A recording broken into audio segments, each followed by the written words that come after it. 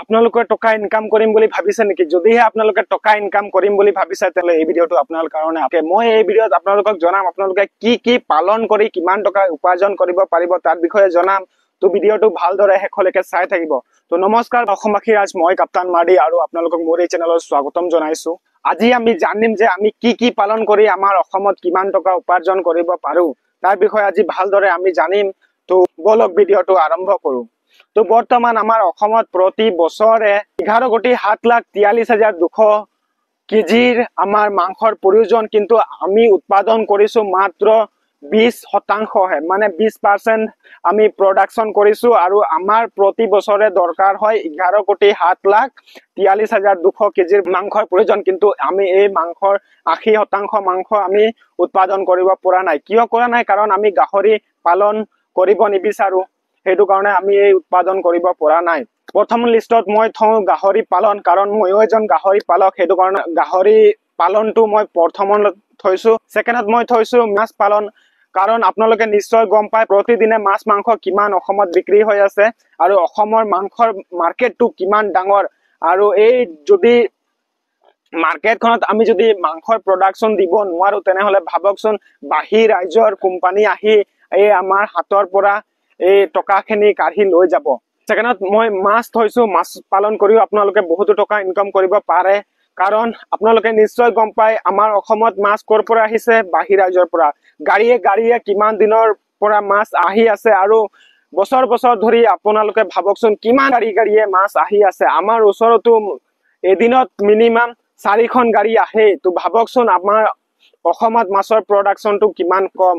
যদিহে আপোনালোকে মাছ পালন কৰিলে হয় তেতিয়া আমাৰ এই বাহিৰ ৰাজ্যৰ পৰা মাছটো নাহিলে হয়, আৰু মাছটো আহোতে মিনিমাম 5ৰ পৰা 6 দিন সময় লাগে। তো ভাবকচোন 5ৰ পৰা 6 দিনলৈকে যদি সময় লাগে তেনেহলে মাছৰ অৱস্থাটো কি হৈ থাকিব। মাছটো কিনি আনে তেনে যদি আপোনালোকে সোনকালে নবনায় তেনেহলে নিশ্চয় গেলি যাব, কাৰণ এই মাছটো মৰি যোৱা এসপ্তাহ বা 5 দিন তেনেকুৱা হৈ থাকে।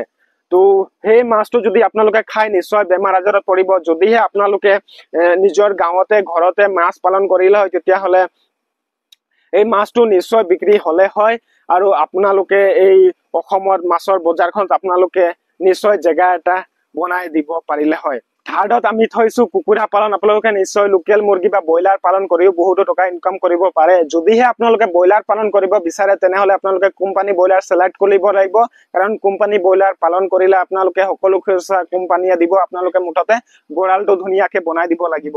কোম্পানীয়ে পোৱালি আনি সোমাই দিব আৰু কোম্পানীয়ে উঠাই লৈ যাব। লোকেল কুকুৰা পালন কৰিও আপোনালোকে টকা ইনকাম কৰিব পাৰে, কাৰণ বৰ্তমান সময়ত বিহু, দুৰ্গা পূজা, ফাকুৱা আদি বিলাকত মানে অতিকৈ মাংসৰ প্ৰয়োজন আমি দিব পৰা নাই। হাঁহ পালন কৰিও বহুতো টকা ইনকাম কৰিব পাৰিব। যদি আপোনালোকৰ জেগা আছে, ফেচাৰিং আছে, তেনেহলে আপোনালোকে ইন্টিগ্ৰেটেড চিষ্টেম কৰিও আপোনালোকে হাঁহ পালন কৰিব পাৰে। আৰু ইন্টিগ্ৰেটেড চিষ্টেম কৰিলে আপোনালোকক কষ্ট কাটিংটো হৈ যাব, লগতে আপোনালোকক জেগাটো বেছি নালাগে, ডাঙৰ জেগাৰ প্ৰয়োজন নহয়। তাতে আপোনালোকে পুখুৰীৰ পাৰে ফেচাৰিঙৰ পাৰে আৰামকে ধুনীয়াকে গঁৰাল বনাই আপোনালোকে হাঁহ কুকুৰা লগতে মাছ পালন কৰিব পাৰিব। ছাগলীও আপোনালোকে পুহিব পাৰে। আমাৰ অসমত এইখিনি বস্তুৱে প্ৰায় ভাগ চলি আছে। প্ৰথমত জনালো আপুনি গাহৰি পালন কৰি ধুনীয়াকে টকা ইনকাম কৰিব পাৰিব। ছেকেণ্ডত মই জনালো মাছ পালন কৰি বহুতো টকা ইনকাম কৰিব পাৰিব, কাৰণ মাছ বাহিৰ ৰাজ্যৰ পৰা আহি আছে। যদি আপোনালোকে অসমত পালন কৰা ষ্টাৰ্ট কৰে তেনেহলে এদিনৰ দিনত নিশ্চয় বাহিৰ ৰাজ্যৰ পৰা মাছ অহা বন্ধ হৈ যাব আৰু আপোনাৰ পৰা নিশ্চয় মাছ লব। যদি আপোনাৰ কেপাচিটি আছে তেনেহলে গোটেই অসমখনত কভাৰ কৰিব পাৰিব। আৰু থাৰ্ডত মই জনালো কুকুৰা পালন, লোকেল কুকুৰা হওক বা ব্ৰইলাৰ কুকুৰা হওক কেনেদৰে পালন কৰিব লাগিব তাৰ বিষয়ে মই জনালো। আৰু তাৰ পিছত জনালো যে হাঁহ পালন কৰিও আপোনালোকে বহুতো টকা ইনকাম কৰিব পাৰিব।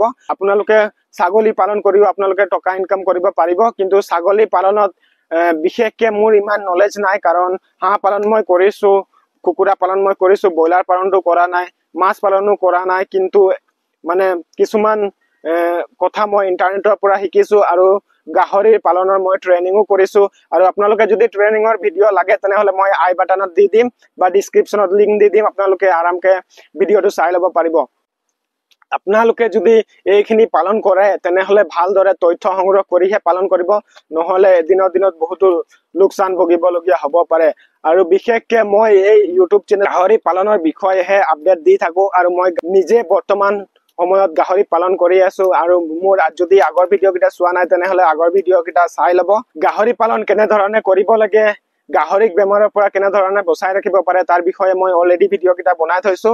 যদি আপোনালোকে গাহৰি পালন কৰে তেনেহলে মোৰ এই চেনেলটো সাবস্ক্ৰাইব কৰি বেল নটিফিকেশনটো অন কৰি দিব, আৰু মোৰ চেনেলত ভিজিট কৰি আৰামকে ধুনীয়াকে ভিডিঅ' কেইটা চাই ল'ব পাৰিব। আপোনালোকক জনালো কি কি পালন কৰি আপোনালোকে টকা ইনকাম কৰিব পাৰিব আমাৰ অসমখনত।